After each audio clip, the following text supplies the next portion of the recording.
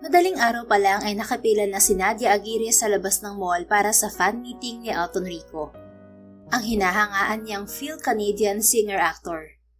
Mahigpit niyang hawak ang kanyang tiket na parang nakasalalay ang buhay niya roon. Nasa kabilang kamay naman niya ang tumbler na may sticker ng mukha ni Elton. At sa sling bag naman nakalagay ang album na papipirmahan niya mamaya. Grabe, 3 oras pa bago magbukas ang venue pero nasa 1 kilometro na yata itong pila.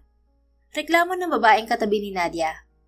Worth it naman ang pagpila natin. Once in a lifetime lang kasi magpa-fan meet si Elton Rico. Tiisin na lang natin ang pagtayo rito. Sagot niyang nakangiti. Tama ka, pero nakakainip talaga. Kung hindi ko lang idol si Elton, nako, hindi ako magtitiis dito. Pero dahil mahal ko siya, titiisin ko ang sakit ng mga paa ko sa pagtayo. Totoo yan. Kapag mahal mo ang isang tao, gagawin mo lahat para sa kanya. At ganun tayo kay Elton Rico. Correct ka dyan. Sang-ayon ng babae. Ilang oras pa ang lumipas, tuluyan ang bumukas ang venue. Halos magkarera ang fans papasok sa loob. Naging mahigpit naman ang security team ni Elton, kaya't naging maayos ang pagbuhos ng mga tao. Nang magsimula ang fan signing, pilit sinisilip ni Nadia si Elton mula sa pwesto niya. Pero hindi niya ito makita sa haba ng pila. May posibilidad na hindi matapos ang fan signing dahil may guesting pa si Elton sa panggaming programa mamaya. Hindi ako papayag na hindi ko makita si Elton ngayon. Umalis si Nadia sa pila at pumuslit patungo sa unahan kung saan nakapwesto si Elton. Kahit konting sulyap lang, okay na ako. Basta makita ko lang siya. Bulong niya at pasimpleng sumingit sa pagitan ng dalawang staff na abala sa pag-aasikaso ng mga giveaways. Ngunit bago pa siya tuluyang makalapit, isang kamay ang pumigil sa balikat niya. Kahit anong gawin niya, hindi siya makaalis sa pwesto. Miss, bawal dito. Bumalik ka sa pila. Mahinahon ngunit may diing sabi ng isang lalaki. Umayos ng tayo si Nadia at hinarap ang nagsalita, pero napaatras siya nang halos salamunin ng bulto nito ang bulto niya. Kailangan pa niyang tumingala para lang makita ang mukha ng lalaki dahil sa tangkad nito. Nakasuot ito ng itim na suit, may earpiece sa kaliwang tenga, at matalim ang mga matang nakatitig sa kanya. Base sa suot at ekspresyon nito, ito ang bodyguard ni Elton. Pasensya na po sir, gusto ko lang sanang makita si Elton kahit sandali. Pakiusap niya. Lahat ng fans gusto siyang makita. May tamang proseso tayo, miss. Bumalik ka sa tamang linya. Malamig pero mahinahong utos nito. Kahit 5 seconds lang sir, payagan mo na ako, sige na. No. Tipid at madiin itong sagot. 1 second? Hindi siya nito pinansin. Sa halip, pinindot nito ang earpiece at nagsalita. Kailangan ko ng 2 gwardiya rito sa unahan. May isang babae rito na ayaw bumalik sa pila. Palabasin niyo ng venue para hindi makagulo sa... Wait! Pigil niya sa sasabihin ng bodyguard sabay takip sa bibig nito. Mabilis din niyang inalis ang kamay nang tumalim ang tingin ng lalaki sa kanya. Napaatras siya at pilit nang umiti. Babalik na ako sa pila, huwag mo lang akong palabasin. Walang nagawa si Nadia kundi ang bumalik sa dati niyang pila. Pinagdadasal na lang niyang tapusin ni Elton ang pagbibigay ng autograph sa fans. At laking tawa niya nang dininig ng Diyos ang dalangin niya at tuluyan na siyang nakarating sa mesa nito. Kaya lang, 1 metro ang distansya ng mesa nito sa kinatatayuan ng fans. Elton, picture naman tayo. Ngiting-ngiti niyang sabi pagkatapos nitong pirmahan ng album na ibinalik ng staff nito sa kanya. Sure, simpleng sagot nito pero hindi naman ito tumingin sa camera ng phone niya. Napasimangot si Nadia nang makitang blurred ang kuha ni Elton dahil gumagalaw ito habang nagpipicture siya. Isa pa po, muli niyang sabi, pero may kamay na tumakip sa camera niya. Miss, isa lang per fan. May pila pa sa likod. Kailangan nating sumunod sa protocol. Please cooperate. Sabi ng bodyguard na sumita rin kanina sa kanya. Grabe naman, 2 seconds lang to sir oh. Inalis niya ang kamay nito sa camera ng phone, pero hinila siya nito paalis sa pila. Tapos ka na, miss. Mahigit sa 500 fans pa ang naghihintay sa likuran mo. Kapag nagpumilit ka, matatagalan ang mga nasa likuran mo. Nainis si Nadia at sunod-sunod siyang nag-selfie sa direksyon ni Elton, kahit walang maayos na anggulo ang mga shot niya. Tumigil lang siya nang humarang ang bodyguard sa kamera niya. Ang damot naman ito. Muli niyang reklamo bago inirapan ng bodyguard na walang bahid ng ngiti sa labi. Makakalusot din ako sa'yo. Dugtong pa niya bago umalis. Pagkatapos ng programa, habang palabas ang karamihan, May ibang plano naman si Nadia. Hindi siya agad dumiretso sa exit. Sa halip ay lumiko siya sa isang koridor patungo sa built-in backstage para kay Elton. Nakahanda ang kanyang cellphone at naka-on ang camera niyon. Miss, hindi rito ang exit ng mall. Nanigaw si Nadia sa kinatatayuan nang biglang sumulpot sa unahan niya ang bodyguard ni Elton. Naka-cross arms ito at parang nakahuli ng magnanakaw. Pa-cute siyang mamiti, pero straight face lang to. Akala ko kasi may shortcut dito palabas ng mall kaya dumaan ako rito. Palusot niya, pero halatang hindi ito naniniwala. Hindi ito nagsalita at hindi rin ito umaalis sa kinatatayuan. Sinubukan niyang lumusot, pero agad siyang nasalag ng matipuno nitong braso na nagpahinto sa pagtatangka niya. Hindi naman ako gagawa ng masama, sir eh. Gusto ko lang ng quick high kay Elton. Pagbigyan mo na ako, please. Sa ginagawa mo, pwede ka nang ipaban sa lahat ng events niya. Umalis ka na bago ko pagawin yun. Ban agad? Hindi ba pwedeng warning lang? Solid fan naman ako eh. Baka pwedeng humirit kahit 10 seconds lang. Hindi pwede. Umalis ka na. Muling nainis si Nadia sa bodyguard, kaya itinutok niya ang kanyang cellphone sa mukha nito at sunod-sunod itong kinunan ng larawan. Ipopost talaga kita sa social media para makarating kay Elton ang ginawa mo. Nakakainis ka? Paparusahan ka sana? Inis niyang sabi at galit na nagmarcha paalis. Pero muli siyang tumingin sa bodyguard at kumuha pa siya ng whole body picture nito. Hapon na nang makauwi si Nadia sa tinutuluyan niyang apartment. Kaagad naman niyang pinagtuunan ng pansin ang mga larawan sa cellphone niya. Una niyang tinignan na yung selfie niya kay Elton, pero walang matinong kuha sa mga yon. Nakakainis. Kasalanan mo talaga to, Mr. Bodyguard. Tinignan niya ang mga larawan ng bodyguard, pero natigilan siya at napatitig sa mukha nito. Napansin niyang hindi lang pang bodyguard ang itsura nito, kundi pang leading man din sa isang pelikula. Sa tansya niya ay nasa 6'2" ang taas ng bodyguard, at sigurado siyang nagtatago ang matipunong katawan sa ilalim ng suit nito. Neatly styled ang maitim na buhok, makinis at maputi ang balat, pero manly pa rin itong tingnan dahil may matapang itong ekspresyon. Mapupungay ang mga mata ng lalaki, pero may halong intimidasyon sa mga titig nito na tila kaya nitong basahin ang iniisip ng mga tao. Agaw pansin din ang matangos nitong ilong at mamula-mulang mga labi. Nakakapangliit ang matigas nitong tindig. Pero may nakakatunaw naman itong titig. Mabuti nasa bahay na ako bago ko napansin ang kagwapuhan mo, Mr. Bodyguard. Dahil kung hindi, sa'yo sana ako nag-fangirling. Humagikhik si Nadia na may halong kilig habang pinagmamasdan ng larawan ng gwapong bodyguard. Sa halip na siraan ito sa social media, paghanga ang naging caption niya sa mga larawan nito. Dangerously handsome and undeniably strong. The kind of man who could protect you from anything. Except falling for him. Napangiti si Nadia habang binabasa ang caption ng larawan ni Mr. Bodyguard. Nilagyan pa niya yon ng #Elton's Hot Bodyguard. Mabuti na lang gwapo ka, Mr. Bodyguard. Naka-move on agad ako sa failed selfie ko kay Elton Rico. Babawi na lang ako sa susunod. Humanda ka kapag nakita ulit tayo dahil ikaw naman ang guguluhin ko. Binitiwan ni Nadia ang cellphone at dinampot naman ang mga expired energy drink sa sahig. Hindi niya yun naibenta dahil naging abala siya sa pag-secure ng ticket sa fan meeting ni Elton Rico. Inilagay niya mga yun sa basket para itapon sa labas. Bago pa siya makarating sa basurahan, nakasalubong na niya ang grupo ng mga basketball players.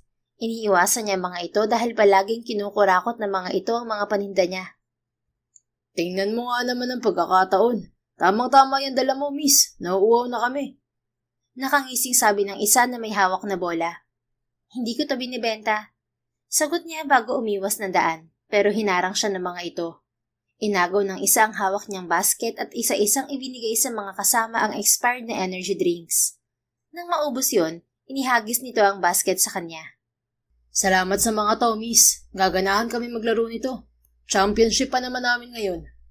Nagtawanan ang mga lalaki bago umalis. Binaliwala na lamang ni Nadia ang ginawa ng mga ito at bumalik sa apartment niya. Nagtaka pa siya nang marinig ang sunod-sunod na tunog ng notification sa phone niya. Dinampot niya yon at nagulat nang viral ngayon ang larawan ni Mr. Bodyguard. Kinabukasan, sa sasakyan, tahimik na nagmamaneho si Harry, ang bodyguard ni Elton, kasama ang singer-actor at personal assistant nito. Patungo sila sa HVM studio para sa rehearsal ng concert ni Elton 2 linggo mula ngayon. Viral ang fan meet mo kahapon, Sir Elton. Usap-usapan niyo sa social media ngayon. Saad pa ng PA ni Elton habang nakatingin sa hawak nitong tablet. Sa dami ng tao kahapon, inaasahan ko na yan, Jixer. Mayabang nitong sagot habang prenteng nakaupo sa backseat. Kaya lang, hindi po dahil sa'yo kaya nag-viral. Ha? Ano ibig mo sabihin? May nag-upload po ng larawan ni Harry at yun po ang unang nag-viral. Sinundan pa yun ng mga videong nahagip si Harry kahapon at agad nagawa ng good edits sa mga content creators. Parang siya po ang naging dahilan kaya viral ka ngayon. Hinablot ni Elton ang tablet kay Jixer. Kunot noon itong pinanood ang videong nagpe-play roon. Hindi nito nagustuhan ang nakita, kaya hinagis nito pabalik ang tablet sa assistant. Kapag may mga event ako, huwag kang didikit sa akin, Harry. Ginagamit mo ang pangalan ko para umingay ang pangalan mo. Tandaan mo, hindi mo mararating ang mga narating ko. Mananatili ka lang na bodyguard. Naunawaan mo? Bahagyang tumingin si Harry kay Elton gamit ang rearview mirror. Yes, sir. Sinipa pa nito ang likuran ng driver's seat kung saan nakaupo si Harry bago sumandal at pumikit. Hindi niya yun pinansin at nagpatuloy na lang sa pagmamaneho hanggang makarating sila sa studio. Pagkarating sa studio, kaagad siyang hinila palayo ng mami ni Elton na siya ring tamatayong manager nito. Harry, mag-usap nga tayo. Galit nitong sabi habang nakapamaywang. Tungkol po saan ang pag-uusapan natin, ma'am? Walang emosyon niyang tanong. Tungkol to sa fan meet ni Elton kahapon. Sinadya mo bang magpapansin sa fans niya, ha? Gusto mo rin bang sumikat? Ginagawa ko lang po ang trabaho ko, ma'am. Wala po sa bukabularyo ko ang magpapansin sa mga tao. Dapat lang. Huwag mong kalilimutan na kami lang ang nagtsatsaga sa'yo. Hindi ko na nga inisip na pwedeng makasira ang background mo sa karir ng anak ko. Basta matulungan lang kita dahil walang tumatanggap sa'yo sa trabaho. Makonsensya ka naman kung aagawan mo pa ng eksena ang pinsan mong tumutulong sa'yo. Malaking utang na loob ko sa inyo, ma'am, at hindi ko yun makakalimutan. Tungkol po sa nangyari ngayon, wala po akong kontrol doon. Hindi ko po alam na may kumuha ng larawan at kakalat yun sa social media. Tugon na lang niya sa ginang. Huwag ka kasing dumikit kay Elton kapag may mga events siya. Lumapit ka lang kapag kailangan. Kung hindi naman, dumistansya ka at huwag agawin ng spotlight sa kanya. Malapit na ang concert niya at baka mahalungkat ng media ang tungkol sa background mo. Hindi yun makakatulong sa karera ni Elton. Noted, ma'am. Bumalik ka na sa trabaho. Tahimik na sumunod si Harry. Hindi naman niya kailangan bantayan si Elton sa rehearsal nito. Pero kailangan niyang gawin dahil yun ang utos sa kanya. Kung ganoon ito katagal sa rehearsal, ganoon din siya katagal na nakatayo. Nakaupo lamang siya nang muling magmaneho para ihatid ito sa kondo. Agahan mo bukas, Harry. Huwag kang maliliit kundi tatanggalin kita sa trabaho. Bilin nito sa kanya. Yes, sir. Iniwan ni Harry ang kotse sa kondo ni Elton at ginamit ang kanyang motorsiklo pa uwi. Ngunit sa kalagitnaan ng kanyang pagmamaneho, isang babae ang biglang tumawid sa kalsada. Mabilis niyang kinabig ang motorsiklo pa iwas, pero nabigla ang babae at natumba. Itinigil niya ang motor sa gilid ng kalsada at bumaba para tingnan ang kondisyon nito. Miss, okay ka lang ba? Hinawakan niya ito sa braso para alalayang tumayo, pero mabilis itong tumakbo patungo sa likuran niya. Tulungan mo ako, sir. May humahabol sa akin.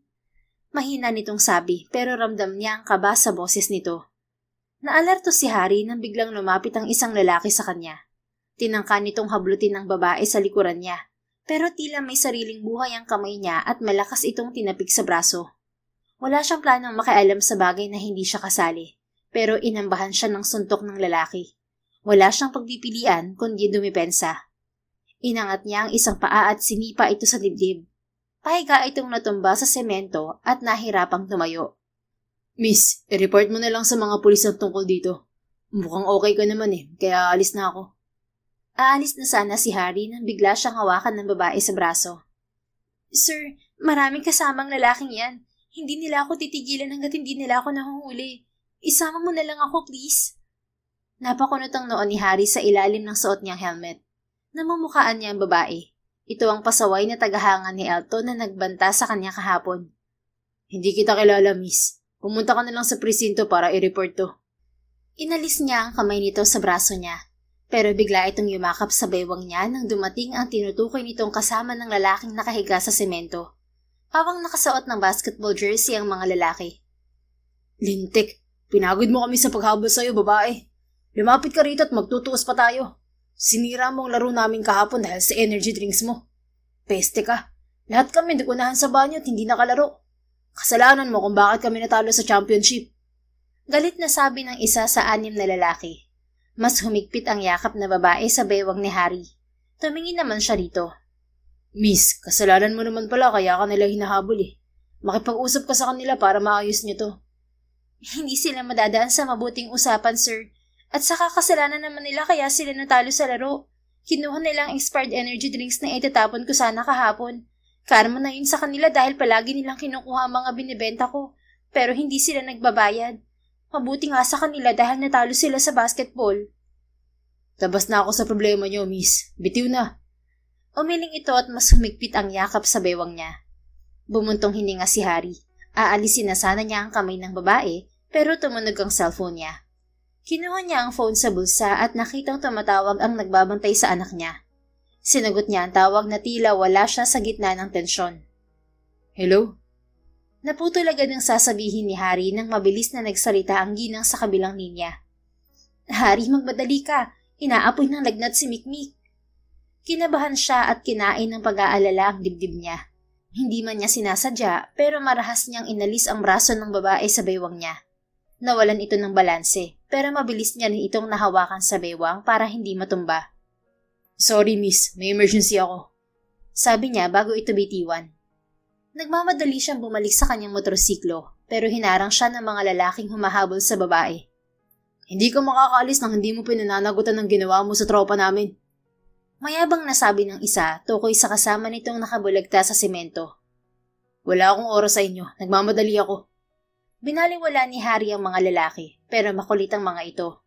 Hinawakan siya ng isa sa braso pero mabilis niyang dinakot ang braso nito at pinilipit palikuran bago sinipa sa likod.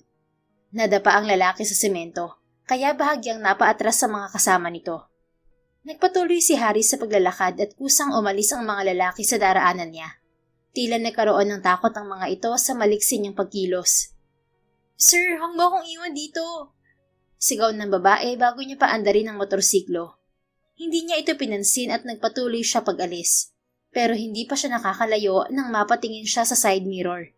Nakita niyang nagpupumiglas ang babae sa hawak ng mga lalaki. Napamura sa isip si Harry. Humigpit ang hawak niya sa handlebar grips ng motorsiklo saka biglang kinabig pabalik sa direksyon ng mga ito. Sunod-sunod siyang bumusina habang mabilis ang takbo. Sinadya niyang tumbukin ang grupo ng mga lalaki para mapilitan ng mga itong bitiwan ng babae. Nang mapakawalan ng babae, mabilis niyang pinadaan ang motor sa gitna ng mga ito. Binitiwan niya ang isang kamay sa handlebar at sa isang mabilis na kilos, hinablot niya ang babae sa bewang. Patagilid niya itong isinakay sa harapan niya habang nakafocus pa rin siya sa pagmamaneho. Humawa ka ng mabuti, miss. Nagmamadali ako at hindi kita pwedeng iwan dito. Sabi niya bago pinaharurot ang motorsiklo palayo. Kaagad namang pumulupot ang dalawang braso ng babae sa bewang niya. Mahigpit itong yumakap at nakapikit na sinubsob ang muka sa dibdib niya. Sa gitna ng tensyon sa dibdib niya, tila bigla siyang kumalma sa yakap nito. Samantala, hindi malaman ni Nadia kung saan siya dapat kabahan. Sa mga lalaking humahabol sa kanya o sa lalaking nagligtas sa kanya. Pakiramdam niya hihiwalay ang kanyang kaluluwa sa katawan sa bilis ng pagpapatakbo nito. Ang tangi na lang niyang nagawa ay yumakap sa matipuno nitong katawan at pumikit. Isinandal niya ang pisngi sa dibdib nito habang tahimik na nagdadasal na sana'y ligtas silang makarating sa kanilang pupuntahan. Narinig niya ang mabilis na tibok ng puso ng lalaki at nakatulong yun para humupa ang takot sa dibdib niya. Pakiramdam niya iligtas siya sa mga bisig ng lalaking nagligtas sa kanya. Bumaba ka na, miss. May pagmamadali nitong utos ng tumigil ang motorsiklo. Nagmulat ng mga mata si Nadia at tinignan ng paligid, pero muntika na siyang mahulog. Mabilis naman siyang inalalayan ng lalaki sa likuran at baliwalang binuhat para ibaba ng motor. Bahagyang nag-init ang mukha niya dahil parang princess treatment siya sa lalaki. Maraming salamat sa tulong mo, sir. Sabihin mo lang kung paano kita mababayaran. Handa naman akong... Hoy, saglit lang! Sigaw niya nang nagmamadali itong pumasok sa 3 palapag na gusali. Sinundan niya ang lalaki hanggang tumigil ito sa tapat ng isang pinto. Saka pa lang nito inalis ang helmet nang pagbuksan ito ng isang ginang. Kamusta po si Mikmik ba ng bebay? Tanong nito bago pumasok sa bahay. Natutulog na si Mikmik, Harry. Pinainom ko na siya ng gamot at pinunasan na rin ng maligamgam na tubig. Medyo bumaba na ang lagnat niya ngayon. Nasobrahan yata siya sa paglalaro kanina sa school. Ang init pa naman ng panahon. Napansin ni Nadia ang pag-relax ng mga balikat ng lalaki. Tila nakahinga ito ng maluwag sa sinabi ng ginang. Pero nagmamadali pa rin itong pumasok sa isang silid. Pumasok ka muna, iha. Paanyaya naman ng ginang sa kanya. Salamat po. Pumasok sa loob ng bahay si Nadia at umupo sa maliit na sala. Hindi pa man siya nagtatagal sa pagkakaupo ay lumabas na rin ang lalaki mula sa silid. Napasinghap pa siya nang mamukhaan ito. My gosh, ikaw pala yan, Mr. Bodyguard? Bulalas niya at hindi napigilan ng ngiti, pero straight face lang itong tumingin sandali sa kanya. Sino pala tong kasama mo, Harry? Curious na tanong ng ginang. Hindi ko siya kilala, Manang.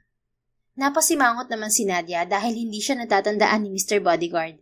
Hindi na rin yun nakapagtataka dahil maraming tao kahapon sa fan meeting ni Elton.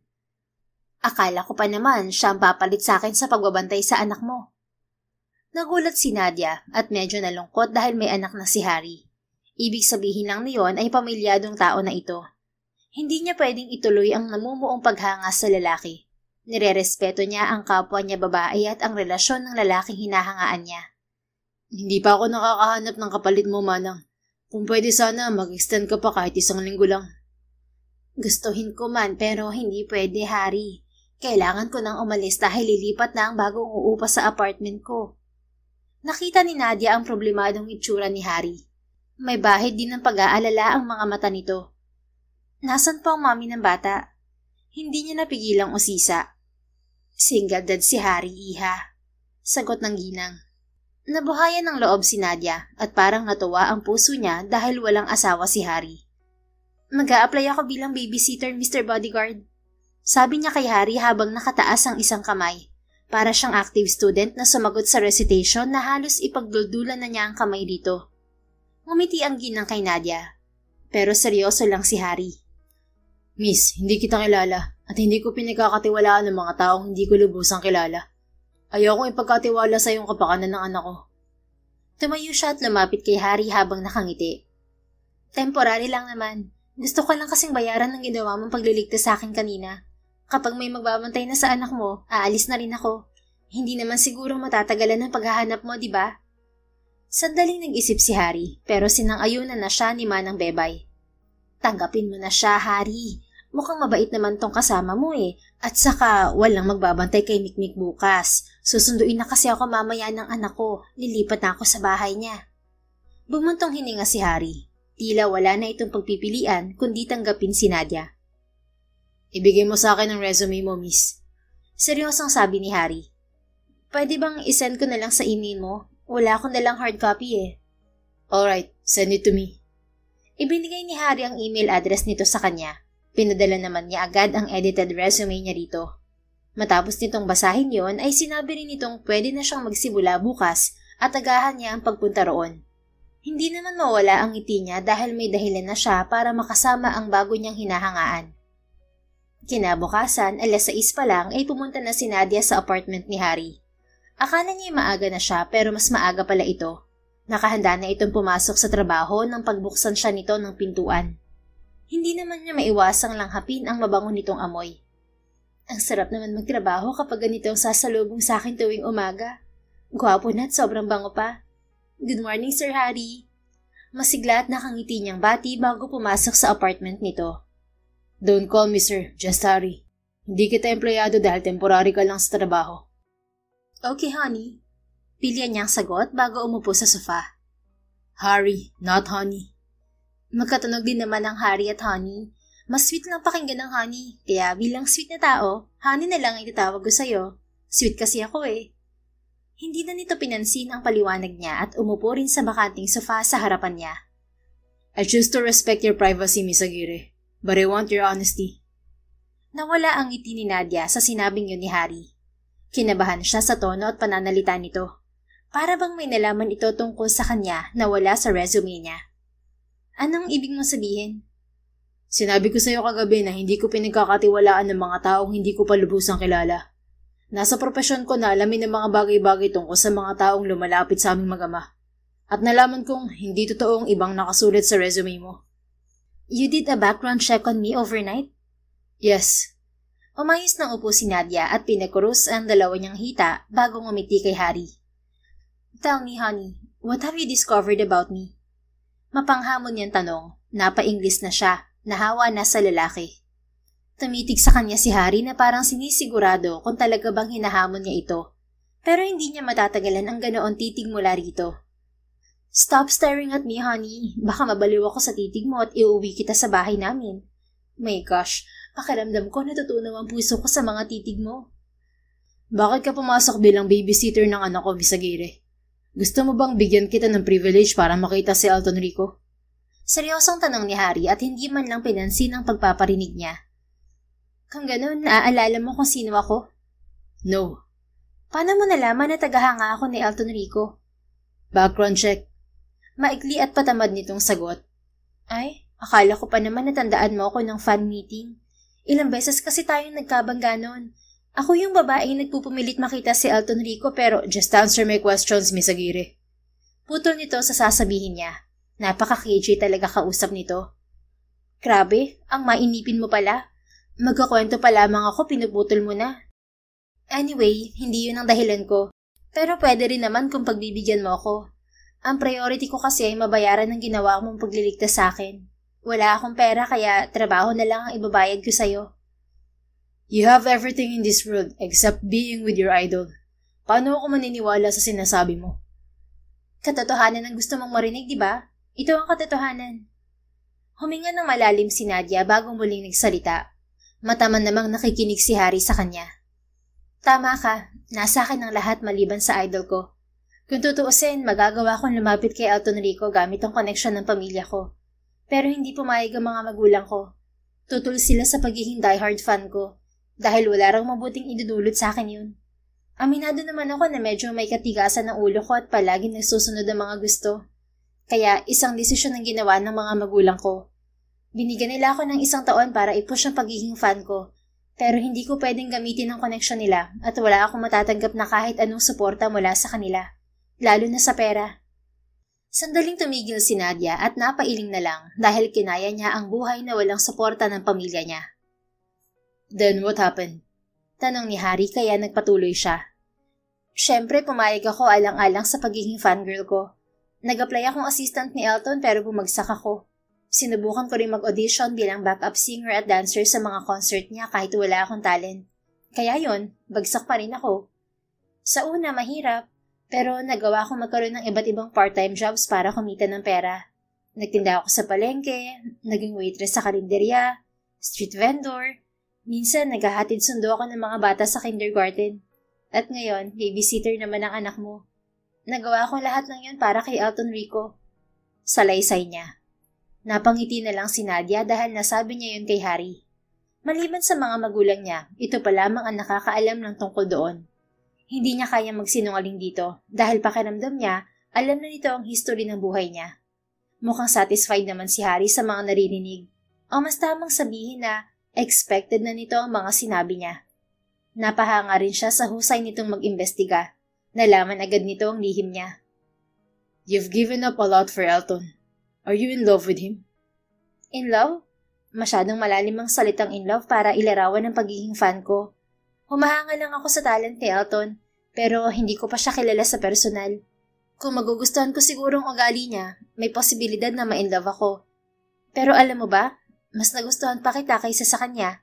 Ang bait mo kasi at hindi ka nagdalawang isip na tulungan ako, kahit hindi mo ako kilala. Bonus na lang ang pagiging gwapo at macho mo. Bakit hindi ka na lang nag-artista? Sa tingin ko, masisikat ka pa kay Alton Rico. Yan bang dahilan kaya pinakalat mo ang mga larawan ko sa social media? Napasinghap si Nadia at bahagyang namilog ang mga mata. Nalaman mo rin ang tungkol doon?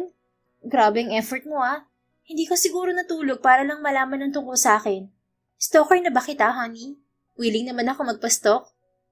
Just answer my question, Miss Aguirre. Ito naman, nagtatanong lang Nagsusungit na agad. Mas lalo ka tuloy nagiging gwapo sa paningin ko. Nakangiti niyang sabi, pero bahagya rin siyang napasimangot nang walang magbago sa ekspresyon ni Harry. Seryoso lang itong naghihintay sa sagot niya. Oo na, sasagot na. Sungit. Inirapan muna niya ito bago muling nagsalita. Kung hindi mo naaalala, kinunan kita ng larawan ng fan meeting niyo ni Elton kasi naiinis ako sa'yo. Sisiraan sana kita sa social media pero napansin ko ang gwapo mo pala. Kaya nagbagong isip ko. Yung ganyang itsura, dapat palaging pinupuri. At isa ako sa naging instant fangirl mo, honey. Hindi ko nagustuhan ng ginawa mo, Miss Aguirre. Pwede kitang kasuhan sa ilalim ng Republic Act No. 10173 o Data Privacy Act of 2012 dahil sa pagpo-post ng larawan ko na walang pahintulot. Maaari kang makulong ng 1 hanggang 3 taon at kailangan mo pang magmulta ng 500 hanggang sa 1,000,000 piso. Grabe naman yun. Nag-fangirling lang naman ako sa itsura mo eh. Tapos kulong agad. At saka, hindi naman tumatagal ang pagiging viral. Mawawala na rin yun pagkalipas ng ilang araw. Walang valid reason kapag lumabag ka sa batas, Miss Aguirre. Iwasan mo na ang ganitong bagay, lalo pat hindi ako public figure tulad ni Elton. Hindi mo alam kung anong epekto sa akin ang ginawa mo. Napayo ko si Nadia at bahagyang napahiya. Ang aga-aga na sermonan siya ni Harry. At sa buong buhay niya, ngayon lang siya nakatanggap ng sermon. Sorry, hindi ko na uulitin. Tumayo si Harry kaya napatingin ulit siya rito. Hindi ito nakatingin sa kanya nang magsalita. Kailangan ko nang umalis. Gabi na ako uuwi at huwag mong iiwan ng anak ko hanggat wala pa ako rito. Nagluto na ako ng agahan para sa kanya. Kung gusto mong kumain, sabayan mo na lang siya. Teka, tigil niya kay Harry na aalis na ito. Hindi mo pa sinasabi kung ano ang sakop ng trabaho ko. Ano mga kailangan kong gawin para tugunan ang pangangailangan ng anak mo? Independent ang anak ko at kaya niyang asikasuhin ang sarili niya. Kailangan niya lang ng kasama rito. Tanungin mo siya kung anong gusto niyang gawin at yun lang ang gawin mo. Okay, honey. Ako nang bahala sa anak natin habang nasa trabaho ka. Kunot noo itong tumingin sa kanya, pero ngiting-ngiti lang naman siya. Bumuntong hininga na lang ito at walang salita na umalis. Pagkaalis ni Harry, umupo lang si Nadia sa sala habang hinihintay magising ang bata. Hindi rin nagtagal ay narinig niya ang maliit na boses ng batang babae. Sino po kayo? Ngumiti si Nadia. Sa tingin niya ay nasa 6 hanggang 7 taong gulang na ang bata. Good morning, Mikmik. Ako si Ate Nadia, ang bago magbabantay sa'yo. Hindi na po ako baby para bantayan. Kaya ko pong alagaan ang sarili ko. Simple nitong tugon bago nagtungo sa kusina. Sinundan ni Nadia ang bata at nakita niyang kumuha ito ng baso. Akala niya iinom lamang ito ng tubig, pero nagtimpla ito ng gatas. Kumuha rin ito ng plato at nagsandok ng kanin at kumuha ng isang hotdog sa mesa, bago nagsimulang kumain. Tila sanay na itong kumilos ng mag-isa. Pagkatapos kumain, hinugasan nito ang plato sa lababo. Nag-ipon din ito ng tubig sa banyo bago muling pumasok sa silid nito. May dala na itong towel paglabas. Teka, liligo ka na agad? Di ba may lagnat ka kagabi? Nagaling na po ako, sagot ni Mikmik. Hindi kumbinsido si Nadia kaya lumapit siya kay Mikmik. Sinalat niya ang noo nito at normal na ang temperatura ng bata. Magaling ka na nga, pero kailangan maligamgam na tubig pa rin ang ililigo mo. Sandali, magpapainit muna ako ng tubig. Doon ka muna sa sala, tatawagin na lang kita kapag okay na. Nakatingin lang sa kanya si Mikmik, pero sumunod din naman. Mabilis naman siyang nagsalang ng tubig sa stove at pagkakulo ay inilagay yun sa tubig na ipapaligo ng bata. Mikmik, maligo ka na. Nakangiti niyang tawag sa bata. Tahimik lang itong sumunod. Umupo naman siya sa sala hanggang matapos ito. Anong gusto mong gawin, Mikmik? Gusto mo bang mamasyal? Weekend naman ngayon kaya pwede tayong lumabas. Ayoko po. Maglilinis po ako ng bahay at maglalaba para magpapahinga na lang po si Daddy pag uwi niya. Namangha naman si Nadia. Kakaibang bata si Mikmik dahil mas gusto nitong gawin ang mga gawaing bahay kaysa ang maglaro sa labas. Maswerte ang daddy mo sa'yo, Mikmik. Napakabait mong bata. Ako po, maswerte sa daddy ko kasi binawi niya ako sa bahay ang puna nang iwan ako ng mami ko ron. Saad nito bago kinuha ang lalagyan ng maruruming damit at muling nagtungo sa banyo. Sumunod naman siya at plano itong tulungan sa paglalaba. Bakit iniwan ka ron ng mami mo? Mukhang okay naman ang trabaho ng daddy mo para suportahan kayo. Binuksan ni Nadia ang gripo nang ilagay ni Mikmik sa palanggana ang maruruming damit. Tinulungan niya itong basain ng mga yon habang nag-uusap sila. 3 years old po ako na maghiwalay sina mommy at daddy. dahil nakulong po ang daddy ko. Tapos, iniwan na po ako ni mommy sa bahay ampunan at nag-asawa uli po siya. Binawi lang po ako ni daddy nang makalaya siya. Natigilan si Nadia at napatingin kay Mikmik. Seryoso lang ang bata habang nagbabanaw ng sabon sa palanggana. Nakakahanga ang memorya nito dahil sa murang edad ay natandaan na nito ang mga naranasan sa buhay. Siguro ganoon talaga kapag masyadong naapektuhan sa mga pangyayari. Hindi agad nakakalimot, lalo pat hindi pa nagtatagal ng maranasan nito ang mga yon. Maglaban na lang tayo, Mikmik. Mamaya tutulungan din kita maglinis ng bahay. Tapos mamasyal tayo sa labas. Pagbabago niya sa usapan. Kumuha si Nadia ng isang perasong damit, pero nag-init ang mukha niya ng boxer ni Harry ang madampot niya. Mabilis naman niyang binitiwan yun. Sa'yo na lang ang maliliit na damit, Mikmik, at sa akin naman ang malalaki. Baka mahirapan ka kasi kapag malalaking damit ang nilabhan mo. Okay lang po, Ate Nadia. Sanay naman po ako maglaba eh. No, I insist. Kinuha niya ang t-shirt at kinusot yun. Isa ang paglalabas sa mga natutuhan niya nang umalis siya sa poder ng mga magulang niya. Actually, marami siyang natutuhan na hindi niya nagagawa sa normal niyang buhay. At nagpapasalamat siya sa kanyang mga magulang na hinayaan siya ng mga ito. Naging leksyon ang mga naranasan niya para mabawasan ang pagiging pasaway niya. Bakit po bigla kang tumahimik, Ate Nadia? Puna ni Mikmik sa kanya. Ngumiti siya, pero alam niyang hindi yun umabot sa kanyang mga mata. Nalulungkot siya sa isiping matatapos na ang isang taon na ibinigay ng mga magulang niya sa kanya. 2 weeks na lang matatapos na ang 1 year kong bakasyon. Babalik na ako sa dati kong buhay. Hindi ko na magagawa ang mga gusto kong gawin sa oras na umuwi ako. Bakit po? Mahabang kwento. Tapusin na lang natin to. Sige po. Pagkatapos maglaba, magkatulong din sina Nadia at Mikmik sa paglilinis ng bahay. Hindi na rin sila nakalabas ng umulan, kaya't nanood na lang sila ng TV. Nagluto siya ng tinolang manok para sa tanghalian at nilagang baboy naman para sa hapunan. Bago mag-alas 8 ng gabi, dumating na rin si Harry. Nakaupo ito sa sala habang naguhubad ng sapatos nang lumapit siya. Honey, gabi na. Hindi mo ba ako ihahatid pa uwi? Malambing niyang tanong.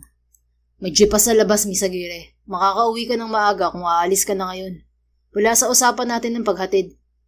Malamig at walang pag-aalin-lang ang sagot ni Harry. Baka lang naman ako konsensya ka dahil, alam mo na, may mga lalaki nag-aabang sa akin sa apartment ko. Hindi pa rin nagbabago ang ekspresyon nito nang tumayo. Ligtas ka nakauwi kagabi, kaya ligtas ka rin makakauwi ngayon. Bali wala pa rin itong tugon. Nakalusot lang ako kagabi, baka ngayon hindi na. Ihatid mo na ako. No. Maikli nitong pagtanggi bago pumasok sa silid nito. Napanguso na lang si Nadia bago tumingin kay Mikmik na nakaupo rin sa sala habang nanonood ng TV. Mikmik, ilakad mo nga ako sa daddy mo para may mommy ka na. Ang hirap niyang makuha eh, masyadong masungit. Biro niya sa bata. Hindi naman po ako naghahanap ng mommy, Ate Nadia. Sapat na po si daddy sa akin. Nagagampanan naman po niya ang mga pangangailangan ko eh. Inosenteng sagot ng bata na parang matanda akong sumagot palagi. Bumagsak ang mga balikat ni Nadia at nalumo siyang umupo sa tabi ni Mikmik. Wala pala akong pag-asa sa inyong mag-ama. Ang saklap naman ng kapalaran ko. Hindi na nga ako nakalapit sa idol ko. Mukhang bigo rin ako sa bodyguard niya. Malungkot niyang sabi. Love mo po ba ang daddy ko, Ate Nadia? Oo naman, love ko siya. Mabilis niyang sagot. Paano mo po nasabi na love mo si daddy? Ako po kasi love ni daddy kaya inaalagaan niya ako. Gumigising siya ng maaga para ipagluto ako. Sa tuwing uuwi naman po siya sa gabi, naglilinis at naglalaba pa po siya. Pinag-aaral niya po ako at binibili ng mga kailangan ko. Malaki po ang sacrifice ni daddy sa akin dahil love niya ako. Ikaw po, Ate Nadia, ano pong sacrifice mo para maging love mo ang daddy ko? Natameme si Nadia at hindi agad nakasagot. Nagbibiro lang naman siya sa sinabi kay Mikmik. Pero matured itong mag-isip at naman na yata ang pagiging seryoso ni Harry, kaya sineryoso nito ang sinabi niya. Hindi lahat ng pagmamahal ay tungkol sa sacrifice, Mikmik. Maraming uri ng pagmamahal. Tulad ng pagmamahal ko sa daddy mo, isang pagmamahal na hindi ko kayang maipaliwanag. Nararamdaman ko na lang na safe ako kapag kasama siya, at masasabi kong isa yung uri ng pagmamahal. I love your dad simply for being himself. No reasons needed. Nakangiti niyang tugon sa bata. Napahawak pa siya sa tapat ng kanyang puso dahil pakiramdam niya ay nagmula talaga roon ang mga sinabi niya. You can leave, Miss Aguirre. Kung ano-ano pang sinasabi mo kay Mikmik. Mas gagabihin ka sa daan kapag hindi ka pa umalis ngayon. Sabat ng boses ni Harry. Tumingin si Nadia kay Harry na patungo sa kusina. Nakasuot na ito ng plain white v-neck shirt na bahagyang hapit sa matipuno nitong dibdib at braso. Bahagya niya ring nakikita ang lower abs nito sa mababang pagkakasuot ng itim na cotton jogger pants. My gosh, mas gwapo ka pala kapag hindi nakasuit, honey. Bulalas niya bago tumayo. Aalis na ako bago pa magkaroon ng kapatid si Mikmik. Biglang tumingin sa kanya si Harry, kunot noo at seryoso. What did you say? Ngumiti naman siya rito. Biro lang. Sige, aalis na ako. Babalik na lang ako bukas. Bye, Mikmik. Bye, Harry. See you tomorrow. Masigla niyang pagpapaalam sa mag-amang seryoso. Niyakap niya si Mikmik bago siya lumapit kay Harry sa may pintuan ng kusina. Ibinukas niya ang dalawang bisig sa harapan nito. Yakap, gusto mo? Pampasarap ng tulog? Pang good night lang din para masarap ang tulog nating pareho. Biro niya sa lalaki, pero tanalikuran lang siya nito. Tumawa na lang si Nadia dahil naaaliw siyang biruin si Harry. Walang magawa ang pagiging mailap nito sa kakulitan niya. Good night, honey. Paalam pa niya rito bago lumabas ng bahay. Maayos naman siyang nakauwi sa kanyang apartment at walang mga asungot na basketball player na humarang sa kanya. Pinablotter na niya ang mga ito sa barangay at posibleng ma-blacklist kapag inulit pa ng mga ito ang pangungurakot sa paninda niya at panghaharas sa kanya. Kinabukasan, ganado pa rin si Nadia pagpasok sa trabaho bilang babysitter ni Mikmik. Si Harry pa rin ang nagbubukas ng pintuan para sa kanya. Good morning, honey. Masigla niyang bati. Hindi naman ito bumati pabalik at tinalikuran lang siya. Kinuha lang nito ang gamit bago umalis ng bahay. Ilang beses niyang natanggap ang ganoong pagtrato ni Harry sa kanya. Walang silbi yun sa pagiging makulit niya, pero paulit-ulit pa rin niya itong binabati ng good morning tuwing mabubungaran niya ito sa pintuan at good night sa tuwing aalis siya. Isang linggo siyang ganoon at laking gulat niya nang isang umaga ay may nagbago kay Harry. Good morning, honey. Masigla niyang bati nang muli siya nitong pagbuksan ng pintuan. Morning. Impit na napatili si Nadia sa kilig. Hindi lang bumati pabalik si Harry dahil may tipid na itong ngiti sa labi. Nice improvement, honey. Bumibigay na ba ang puso mong bato sa pangungulit ko? No. Sagot nito bago kinuha ang gamit. Matipid ka pa rin magsalita, pero at least may improvement na. Lumapit si Nadia kay Harry nang mapansing wala sa ayos ang leather jacket nito na nakaibabaw sa suot nitong suit. Inayos niya yon at tinapik-tapik pa niya ang dibdib nito habang nakangiti. Ang pogi mo talaga, honey. I know. Tumawa si Nadia sa pagsang-ayon nito. Aba, natuto ka na rin magyabang ha? Sa bagay, dapat lang ipagyabang ang itsurang yan. Sige na, baka malate ka pa sa trabaho. Ingat ka sa pagmamaneho. Yeah, thanks. Tugon nito at aalis na sana, pero pinigil niya. Wait, wala bang kiss at hug bago ka umalis? Honey, my love so sweet. Biro niya. Okay, come here. Nahigit ni Nadia ang paghinga at parang huminto ang mundo niya nang kabigin siya palapit ni Harry at yakapin. Ginawaran pa siya nito ng mabilis na halik sa gilid ng ulo bago lumabas ng bahay.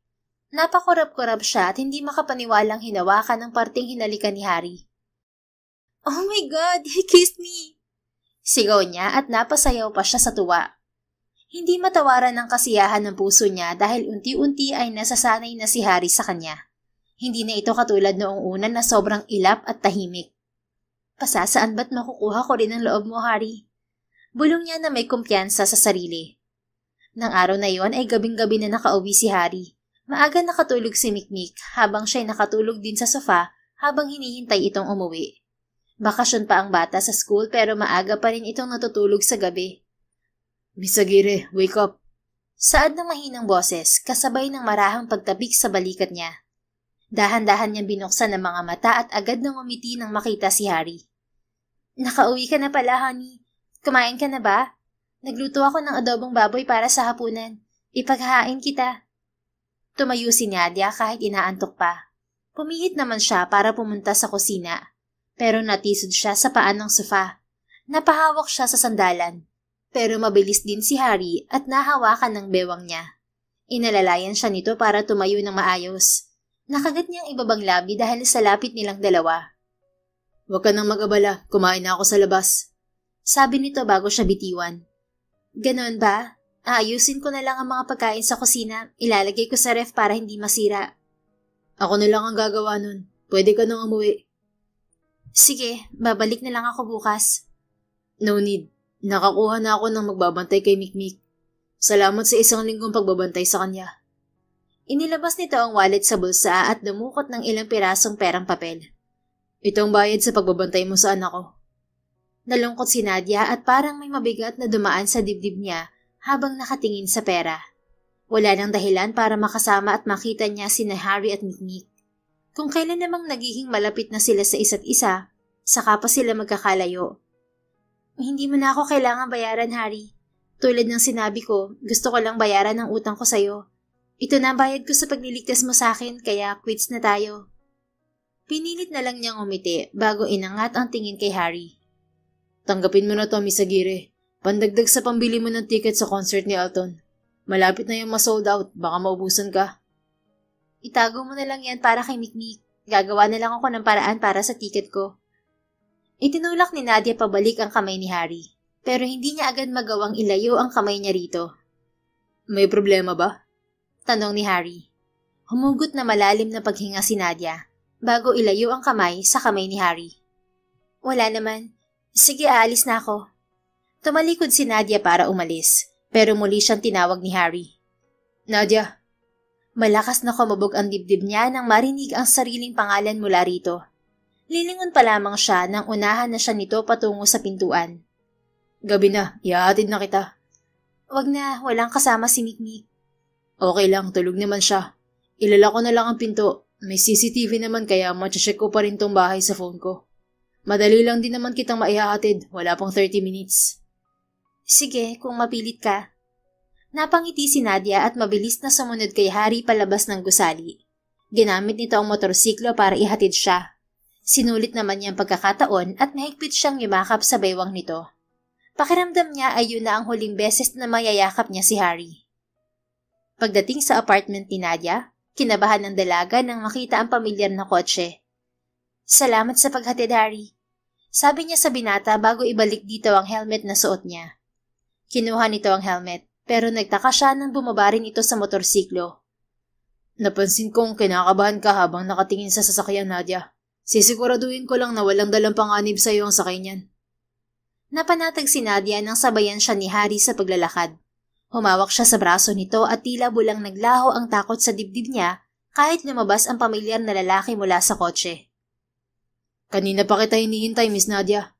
Magalang nitong sabi. This is unusual, Butler Jake. Bakit ka narito? Sinusundo na po kita, Miss Nadia.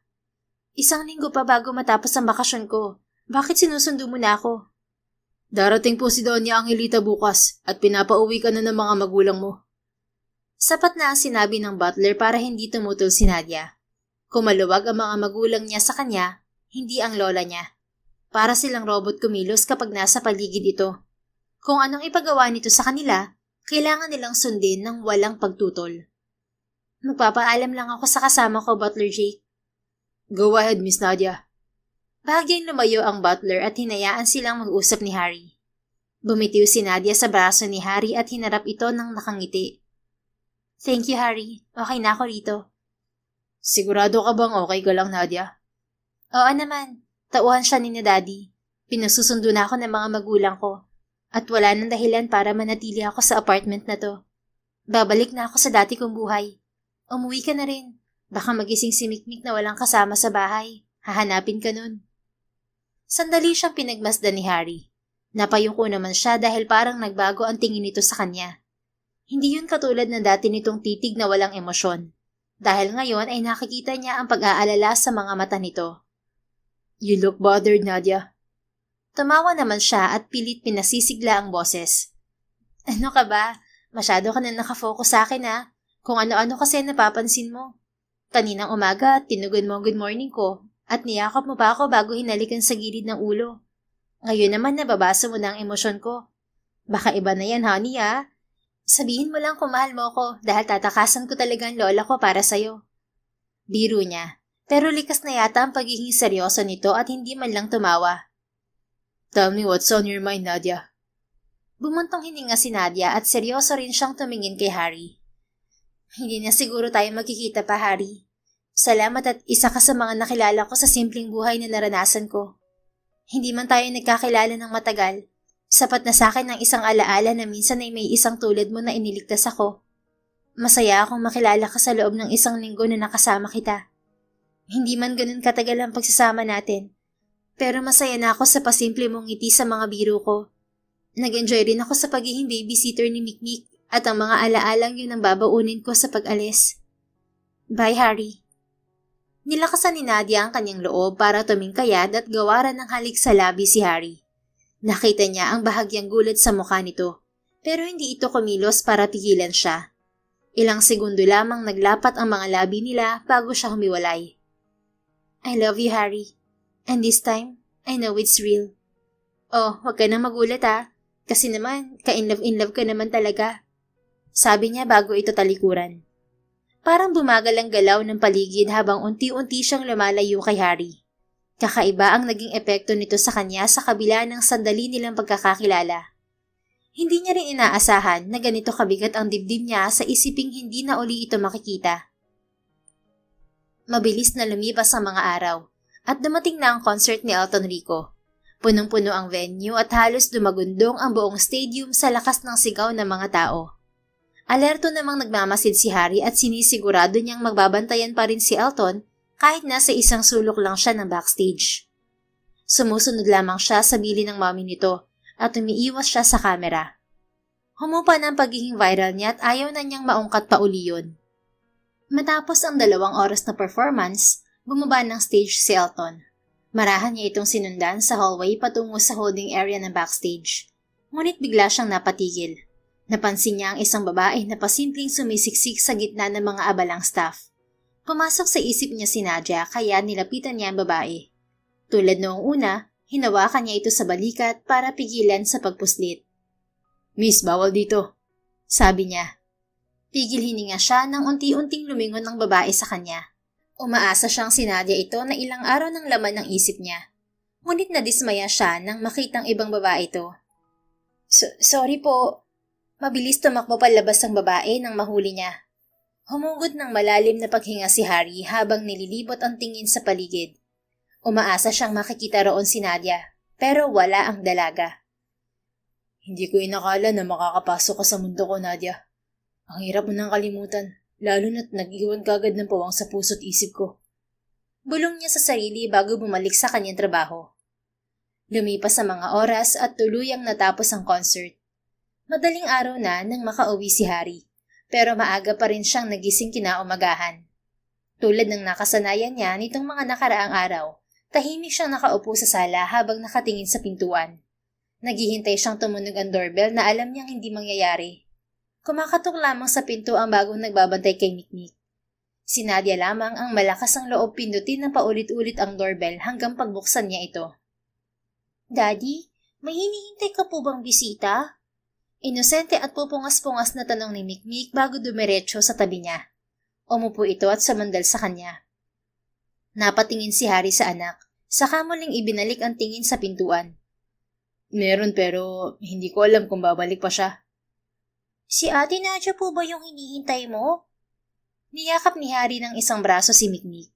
Sumandal siya sa upuan habang hindi inaalis ang tingin sa pintuan. Oo, si Nadia ang hinihintay ko. Pag-amin niya. Namimiss ko po ba si Ate Nadia? Humugod ng malalim na hininga si Harry bago sumagot. Oo anak, namimiss ko na siya. Hindi ko akalaing mamimiss ko ang kaingayan niya at kakulitan.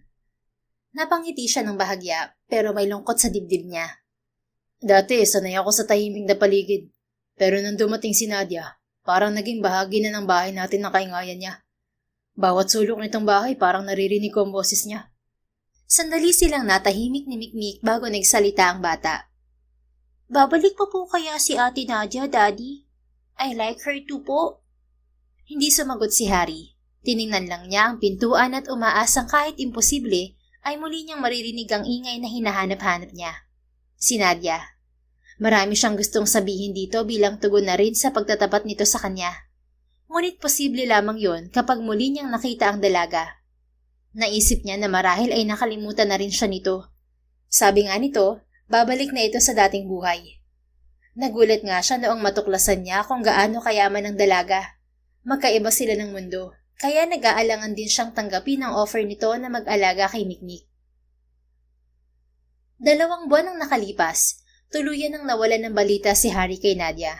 Pero kahit minsan, hindi ito nawala sa isip niya.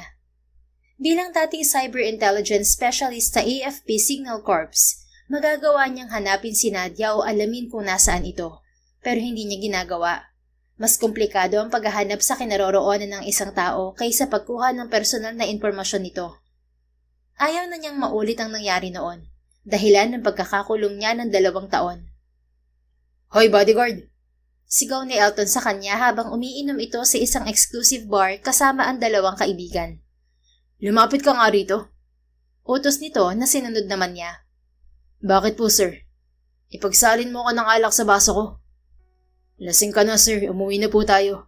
May contract signing ka pa bukas." "Inuutusan mo ba ako, ha?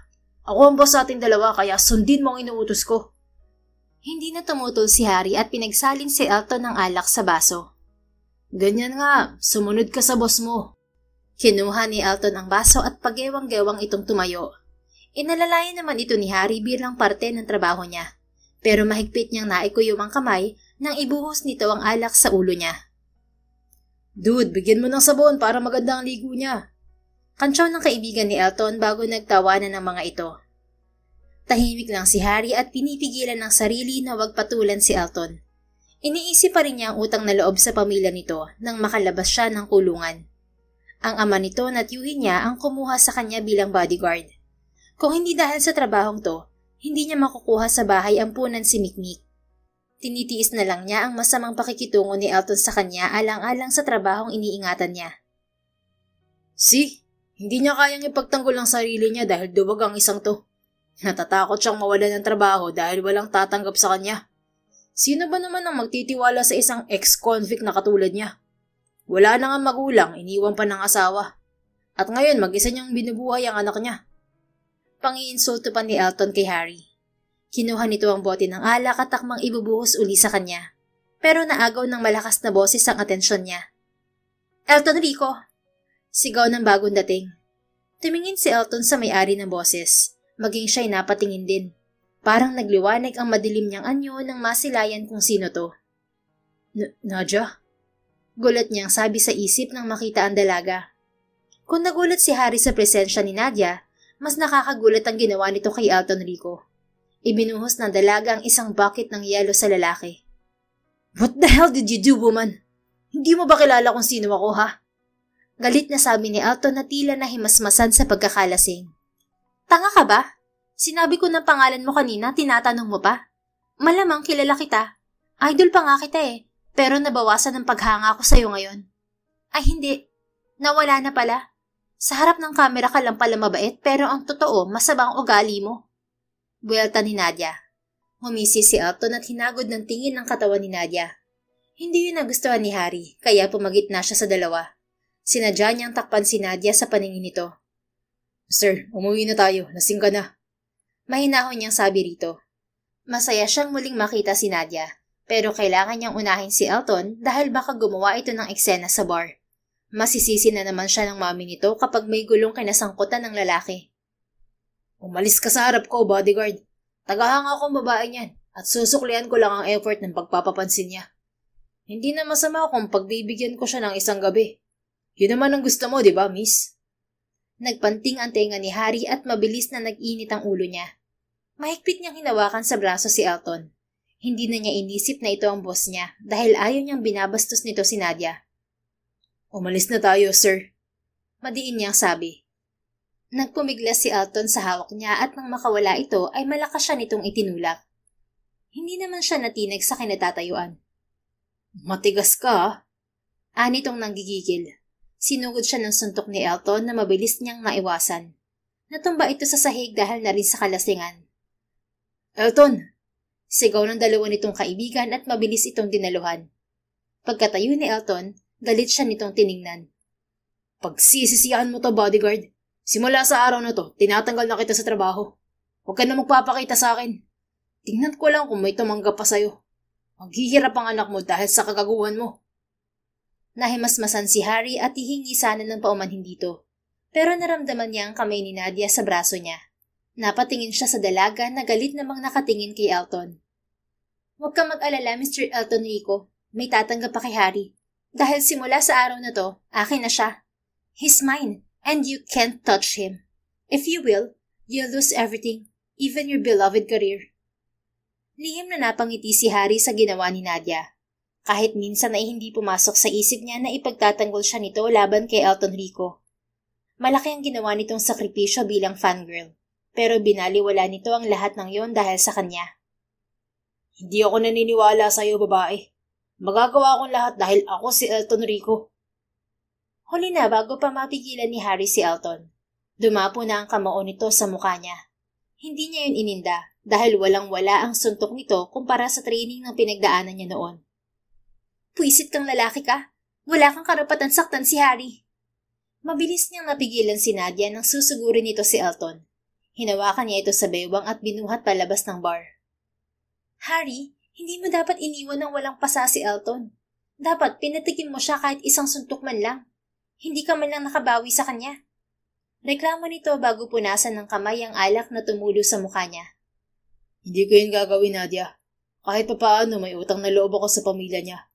Hindi ko rin ginagamit ang kakayahan ko para manakit ng walang kalaban-laban. Lasing si Elton kaya hayaan na lang natin siya. Ano palang ginagawa mo rito? Sinusundan mo bang idol mo? Humuso ito bago umirap. Pinigilan naman niyang umiti dahil sa wakas ay nasa bisig uli niya si Nadia. Hindi siya ang pinunta ko rito, pero siya ang naging daan para makita kita. What do you mean?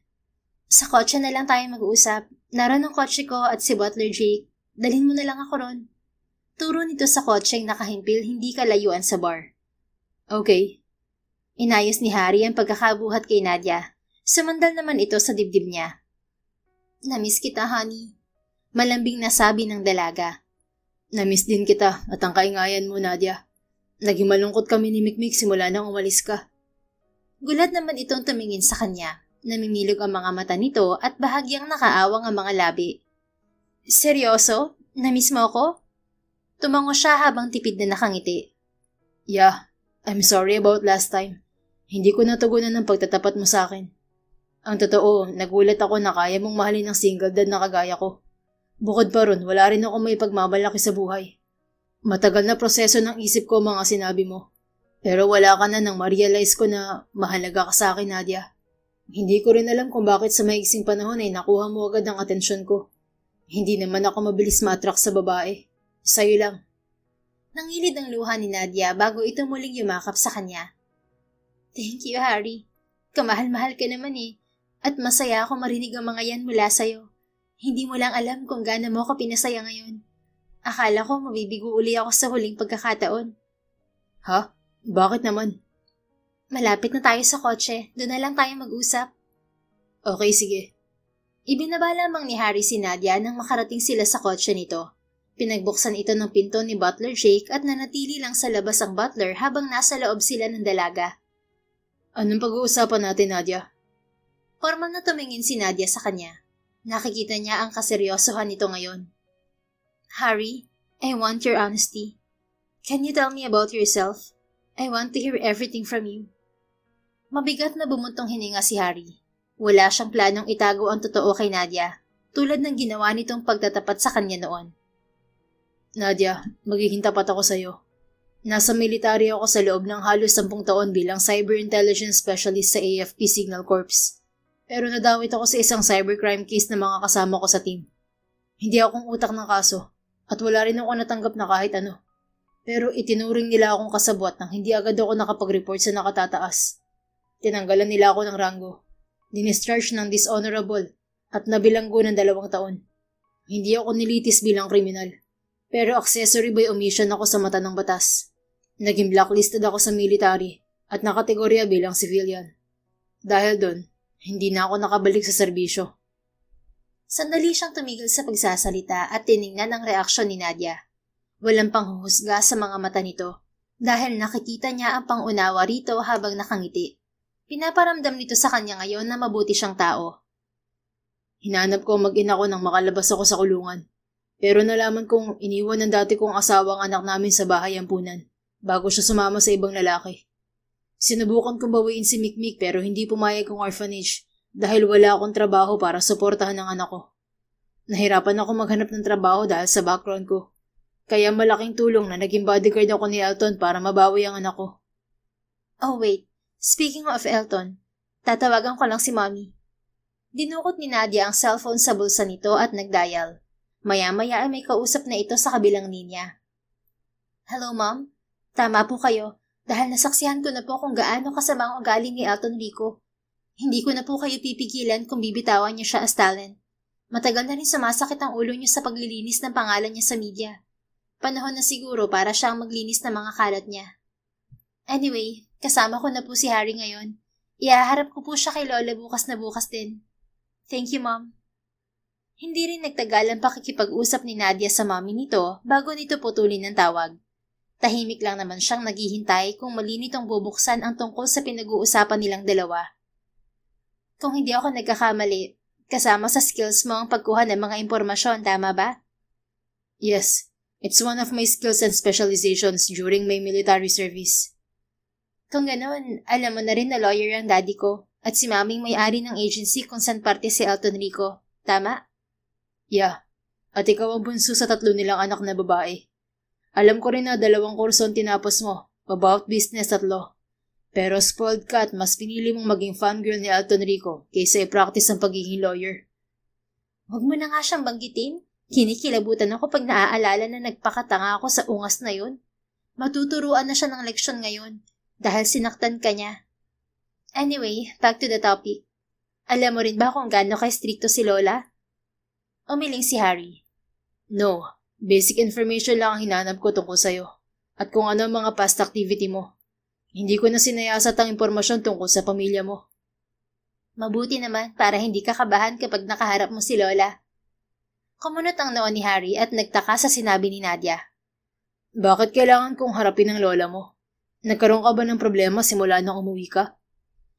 Oo, malaking problema ang hinarap ko kay Lola. Nalaman niyang ginawa ko para lang sa fangirl thingy ko kay Elton Rico.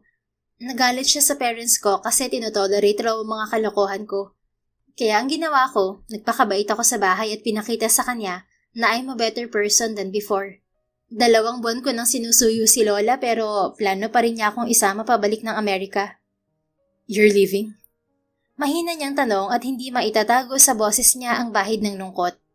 Marahil magpapaalam lang si Nadia kaya nakipagkita ito sa kanya. Wala naman siyang karapatan para pigilan ito at wala siyang magagawa kundi hayaan itong umalis. Of course not. Hindi ako aalis, no? Hindi napigilan ni Harry ang mapangiti na agad napansin ni Nadia.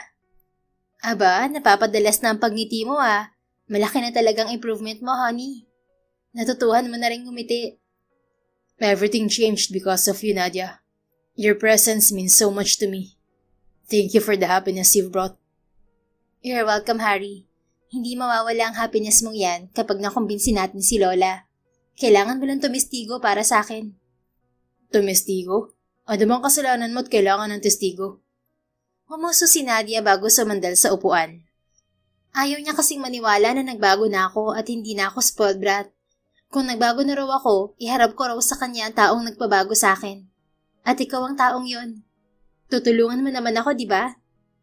Hinawakan ni Nadia ang kamay niya at nagpapaawang tumingin sa kanya. Don't worry, I'll help you. Napasigaw sa tuwa si Nadia at niyakap siya ng mahigpit. Tinugon niya rin ang yakap nito at ngayon ay kumpirmado na niya ang sariling damdamin. Mahal niya rin si Nadia.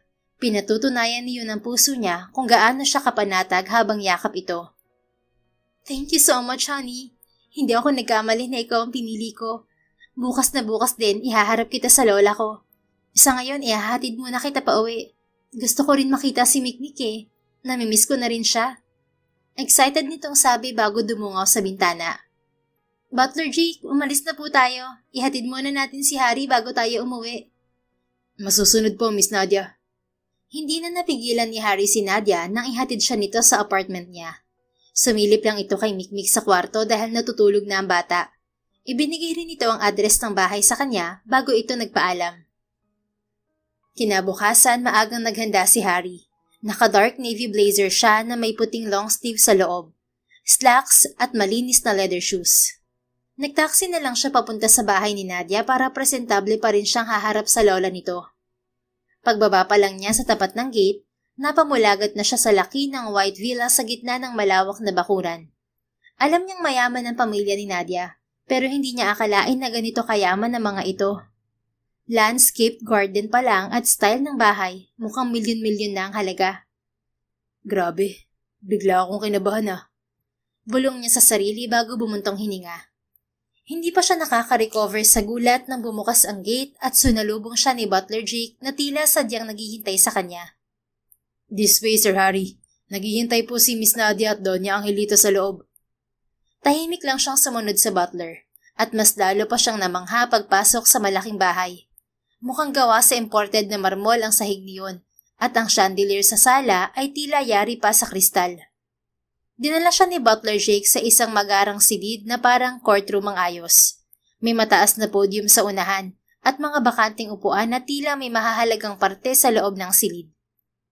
Bakit parang may lilitisin sa lugar na to, Butler Jake? Tanong niya na mas lalong nagpakaba sa kanya. Malalaman mo po mamaya. Maupo ka muna, Sir Harry. Umupo siya sa isa sa mga upuan na itinuro ng butler. Naguguluhan pa rin siya sa nangyayari, pero hindi rin nagtagal. Bumukas ang side door at isa-isang pumasok ang buong pamilya ni Nadia. Nakilala niya ang mga ito dahil sa impormasyong nakuha niya noon tungkol sa dalaga. Una ang daddy ni Nadia, si Attorney Ramon Aguirre. May hawak itong leather folder at diretsyong pumesto sa podium sa kanan. Sumunod ang mami ni Nadia kasama ang dalawang nakatatanda nitong kapatid at umupo sa audience area. May dala pang juice at chips ang mga ito na parang manonood lang ng live show. Sumunod si Nadia, tahimik itong naglakad patungo sa accused bench at pumasok na rin ang isang matanda na hinala niya'y lola ng dalaga. May hawak itong maliit na gavel bago umupo sa nagsisilbing upuan ng judge. Mukha naman silang mga normal, pero anong kalokohan ang gagawin nila? Nagtatakang tanong ni Harry sa isip niya. Tumikhim si Lola Angelita bago nagsalita. Simulan na natin ang pagdinig tungkol sa kasong tunay nga bang nagbago si Nadia Aguirre mula sa pagiging spoiled brat tungo sa pagiging matinong dalaga? Tumayo si Attorney Ramon. Seryoso ang mukha nito nang magsalita. Ako po ang magsisilbing tagapagtanggol ng integridad ng aking anak, Attorney Ramon Aguirre, ang ama ng nasasakdal. Tawagin ng testigo, si Ginoong Harry Ibanez. Muling sabi ng lola ni Nadia. Sumenya si Butler Jake kay Harry para lumapit sa gitna. Ano ba itong pinasok ko? Bakit ganito ang pamilyang to? Bored ba sila? Saad niya sa sarili bago tumayo. Ginoong Ibanez, sa panahong nakilala mo si Nadia, anong masasabi mo sa kanya? Tanong ni Attorney Ramon. Huminga ng malalim si Harry. Tumingin siya kay Nadia at sandaling napatitig sa maganda nitong muka. Hindi niya alam kung anong kalokohan o drama ng pamilyang to. Pero makikisakay na lang siya. Objection, Your Honor. Sigaw ng isang kapatid ni Nadia. Masyadong matagal na nakatitig ang witness. Kinikilig na po ang nasasakdal. Dugtong pa nito.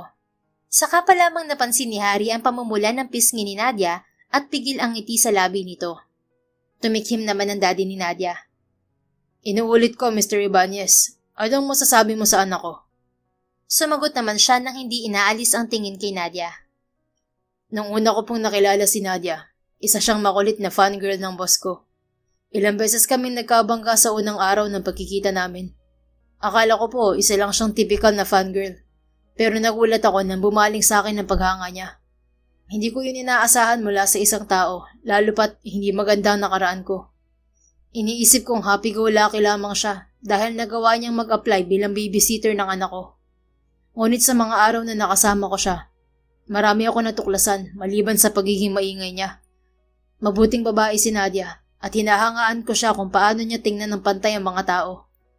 Ginagawa niya mga bagay na nagpapasaya sa kanya, kahit na imposible. Mula sa babaeng laki sa karangyaan, ibinaba niya ang kanyang sarili para makuha ang bagay na alam niyang ikaliligaya niya. Napansin ni Harry ang pagtulo ng luha ni Nadia. Mabilis nitong pinahid ang pisngi, pero napansin pa rin yun ng daddy nito. Miss Nadia Aguirre, pakisabi sa amin kung bakit ka umiiyak. Ang haba po kasi ng sinabi ni Harry, Dad. Nakaka-touch. Sagot nito. May tumawa sa audience, pero hindi sigurado si Harry kung sino. Marahil isa sa mga kapatid ni Nadia. Tinuktok ng lola ni Nadia ang gavel para kunin ang atensyon nila. Ipagpatuloy ang pagdinig. Huwag maingay kung ayaw mapalabas ng hukumang to. Seryosong sabi ng matanda. Muling kumilos ng formal ang daddy ni Nadia na parang nasa totoo itong hearing. Abogado ito kaya kabisado nito ang galawan sa korte. Ngayon, sabihin mo, Mr. Ibanez, mahal mo ba ang nasasaktan na si Nadia Aguirre? Napansin ni Harry ang kaba sa mga mata ni Nadia. Kinagat din nito ang ibabang labi na tila may namumuong tensyon sa kalooban nito. Kampante lamang siya dahil buo ang loob niyang sabihin ang totoong nararamdaman niya para sa dalaga. Yes, sir. Mahal ko po si Nadia. Wala po akong may pagmamalaki na marangyang buhay. Pero sigurado po ako na hindi siya magugutom sa piling ko. Aalagaan ko po siya at bibigyan ng masaya at kumpletong pamilya. Handa akong itaya ang buhay ko para sa kanya. Dahil simula nang pinasok niya ang tahimik kong mundo, hindi na siya nakalabas sa puso at isip ko. Sandaling natahimik sa buong silid hanggang muling ipukpok ng matanda ang gavel. Case closed. You've passed the trial, Mr. Ibanez. Now, I pronounce you as girlfriend and boyfriend. Nadia chose a kind and strong man. Ipauubaya ko na siya sa'yo. Sabi ng matanda na ngayon ay nakangiti na sa kanya. Nagulat naman siya sa naging hatol ng matanda. Girlfriend ko na po si Nadia? Ayaw mo ba? Medyo masungit na tanong ni Doña Angelita. Kinabahan si Harry dahil baka bawiin nito ang hatol. Gusto po. Gustong-gusto ko po. Pero sobrang bilis lamang po ng mga pangyayari. Gusto ko pong maranasan ni Nadia na ligawan din. Ligawan mo na lamang siya pagkatapos ng kasal nyo. Kasal? Gulat niyang tanong, pero may excitement sa boses niya. Pangarap din niyang iharap sa altar si Nadia. At mukhang matutupad na yon dahil sa pagtanggap ng pamilya nito sa kanya. Aalis na ako sa susunod na linggo. May dalawa kang pagpipilian, Mr. Ibanez. Pakasalan si Nadia o isasama ko siya sa Amerika. Balita ko'y hindi ka naman kasal sa ina ng iyong anak kaya binata ka pa rin naman. Opo, wala po akong sabit. May pamilya na rin po ang ina ng anak ko. Pakakasalan ko po si Nadia, ma'am. Maraming salamat po. Mabilis niyang tugon. Good. Tapos na ang usaping to. And don't call me ma'am. Call me Lola. Soon you'll be part of our family and your daughter too. Please bring her here. I want to meet her. Tumayo ang matanda bago lumabas ng silid. Nakahinga ng maluwag si Harry nang magpalakpakan ng mga audience. Kinamayan din siya at tinapik sa balikat ng daddy ni Nadia. Lumapit din ang mommy nito at niyakap siya. Welcome to the family, iho. Palagi kang kinukwento sa amin ni Nadia simula nang umuwi siya. Dalhin mo rito minsan ang anak mo, ah. Gusto ko rin siyang makilala. Malambing nitong sabi. Wala nang masihigit pa sa kasiyahang dulot ng pagtanggap sa kanya ng pamilya ni Nadia at sa anak niya. Akala niya noong una ay imposible itong mangyari, na may tatanggap sa kanila ng anak niya at hindi sila huhusgahan. Yun ang dahilan kaya hindi na siya nakipagrelasyon. Pero ngayon, mismong pamilya ni Nadia ang gumawa ng paraan para sa kanilang dalawa. Yes, ma'am. Makakaasa po kayo. Salamat po sa tiwala. Marahan itong dumistansya at ngumiti sa kanya. Gusto ko rin ipaalam sa iyo na hindi matutuloy ang contract signing ni Elton hanggat hindi siya humihingi ng sorry sa iyo. Parte ka na ng pamilya namin at nararapat lang na igalang ka rin niya. Hindi ko na po iniisip ang bagay na yun, ma'am. May utang na loob din po ako sa pamilya ni Elton. Kayo na po ang bahalang magdesisyon tungkol sa kontrata niya. Then good. Bibitiwan ko na lang siya dahil maraming bagong talent na lumilitaw ngayon. It's his fault anyway. Nanggulo pa siya sa bar kagabi at walang aayos ng gusot niya dahil busy ang asawa ko sa trial mo ngayon. Good job, son. Nakuha mo ang approval ni mommy. Thank you po. Isang beses pa siyang niyakap ng ginang bago ito lumabas ng silid kasama ang asawa. Pasensya ka na sa drama ni Lola. Sabi ng isang kapatid ni Nadia. Ginawa niya rin to sa naging asawa namin ng kapatid ko. Kumbaga, tradisyon na to sa pamilya namin sa oras na magdesisyon kaming magkaroon ng sariling pamilya. Pumasa ka naman, so congrats bayaw. Thank you, ma'am. Isa-isang lumabas ang pamilya ni Nadia sa silid hanggang maiwan silang dalawa. Kaagad naman siyang niyakap ng dalaga. "You're finally mine, honey. Ang saya ko dahil hindi na ako aalis patungong Amerika at makakasama pa kita." Masaya nitong sabi. Mahigpit niya rin na niyakap si Nadia at parang ayaw na niya itong bitiwan. Sa pagyakap na lang niya inilabas ang kaba kanina habang nililitis siya ng lola at daddy nito. "Salamat sa pagmamahal, Nadia. Hindi ko akalain na gagawin mo to para sa akin. Kinabahan ako ng husto kanina." "Nawirdohan ka ba?" "Oo, naisip ko nga na baka bored kayo at naglalaro." Tumawa ito. "Hindi, sabi nga ni ate, tradisyon na to ng pamilya namin upang malaman kung karapat-dapat ba ang lalaking napili naming mahalin. Medyo weird nga lang talaga si Lola pero effective naman." "Salamat, Nadia. Salamat din sa pamilya mo. Ni hindi niyo ako hinusgahan. Ni hindi niyo tiningnan ang estado ko sa buhay. Tapos single daddy pa ako." "Naniniwala kasi ako na kapag mahal mo ang isang tao, gagawin mo ang lahat para sa kanya. Ginawa ko lang ang sa tingin ko'y tama at alam kong mapapasaya ako habang buhay sa desisyon kong to. Kung sino ang mahal naming magkakapatid, mahal din ng lola ko at ng parents ko. Oo, mayaman ang angka namin pero never kaming tumingin sa estado ng buhay ng kahit sino. Instead of judging a person, we choose to help them rise. Sometimes, a person just needs a little support to stand again. Someone to remind them that their past doesn't define their worth and that they are still deserving of love, of respect, and of another chance in life. And you deserve all of that, Harry. I love you, honey." Bahagyang tumistansya si Harry kay Nadia. Sinapon ng binata ang mukha ng dalaga bago ito gawaran ng masuyo at mapagmahal na halik. "Mahal din kita, Nadia," sabi niya nang nakangiti at muling niyakap ang babaeng pag-uukulan niya ng walang hanggang pagmamahal. Makalipas ang isang linggo, naganap ang kasal ni Harry at Nadia. Hindi mawawala ang buong pamilya ni Nadia sa mahalagang araw para sa dalaga. Si Mikmik ay excited din sa kasal nila na tatayong flower girl nila. Kasundong-kasundo agad nito ang pamilya ni Nadia. Maging ang tiyuhin ni Harry ay pumunta rin, pero hindi nakadalo ang asawa nito at si Elton kahit nagpadala sila ng imbitasyon. Umiiwas ang dalawa sa media dahil sa iba't ibang issue na kinasasangkutan ng singer-actor. Unti-unti na ring nasisira ang pangalan nito sa industriya. Kusang naglalabasan ng mga pangit nitong ginagawa at ugali sa likod ng kamera. Hindi rin humingi ng tawad kay Harry si Elton. Ang ama pa nito ang nagpakumbaba para sa anak na pasaway. Pagkatapos ng kasal, diretso na agad sila sa honeymoon. At pagbalik naman ay isang sorpresa ang ibinigay ni Nadia kay Harry. Nasa harapan sila ngayon ng isang matayog na gusali. "Ito ang regalo ni Lola sa atin, honey. Alam niyang nasa puso mo pa rin ang pagiging sundalo, pero wala kaming magawa para ibalik ka sa serbisyo dahil sa dishonorable discharge na pinataw sa'yo. Ito na lang ang paraan para magawa mo pa rin ang dati mong ginagawa.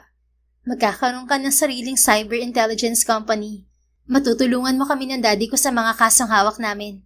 At simula bukas, gagamitin ko na rin ang pagiging abogada ko. Magtutulungan tayo para sa future ng pamilya natin. Okay ba sa'yo yon?" Hinalikan ni Harry sa sentido ang asawa niya habang nakaalakbay siya rito. "Oo naman. Okay na okay. Mas gusto ko to. Magkasama tayo palagi at magtutulungan. Maraming salamat sa labis-labis na tiwala mo at ng pamilya mo sa akin. Hindi ko alam kung paano ko kayo pasasalamatan." "Hindi mo kailangan magpasalamat, honey. Pagbutihin mo lang ang trabaho na mahal mo at gusto mo. Okay na kami ron. Basta lagi lang kami nakasuporta sa'yo. Lalo na ako." "Makakaasa kang hindi kita bibiguin, honey. Palalaguin natin ang negosyong to. Tutulong tayo sa ibang tao na hindi kayang ipagtanggol ang kanilang mga sarili." Excited na ako riyan, honey. Humanda sila kay Mr. and Mrs. Suarez. Kaya siguro tayo bagay, mister, dahil connected ang dati mong trabaho sa kurso kong pinabayaan. Akalain mong magiging tandem pala tayo? Tama ka. Kaya mahal na mahal kita, honey. I love you too. At pinaghinang nila ang kanilang mga labi bago nila pinasok ang loob ng gusali na pagtutulungan nilang palaguin na magkasama. Mabilis tumipas ang 2 taon at naging stable agad ang kumpanya nila dahil sa pagiging expert ni Harry sa kanyang trabaho. Unti-unti na ring nakilala si Nadia dahil sa mga kasong naipanalo nito. Higit sa lahat, nabigyan na nila ng kapatid na lalaki si Mikmik. at ngayon ay modelo na sila ng isang masayang pamilya. Sa bawat tagumpay na tinatamasa nila ngayon, bitbit nila ang aral na hindi kailanman naging sukatan ang yaman o estado sa tunay na pagmamahal. Dahil kailanman, hindi nang husga si Nadia at ang pamilya niya. Sa halip, pinili nilang tanggapin si Harry ng buong buo, hindi base sa nakaraan niya, kundi sa kung sino siya bilang tao. At sa bawat araw na magkasama sila, pinapatunayan nilang minsan, all a person needs is to be seen, believed in, and loved without conditions. Because real love doesn't look down, it lifts up, and the kindest of love always finds a way to rise together. The end. If you enjoyed this story, please don't forget to like, subscribe, comment, and share. Your support helps us reach more people and spread the love. Thank you for tuning in, and we're looking forward to seeing you again soon. In the meantime, please take care and may God bless you always.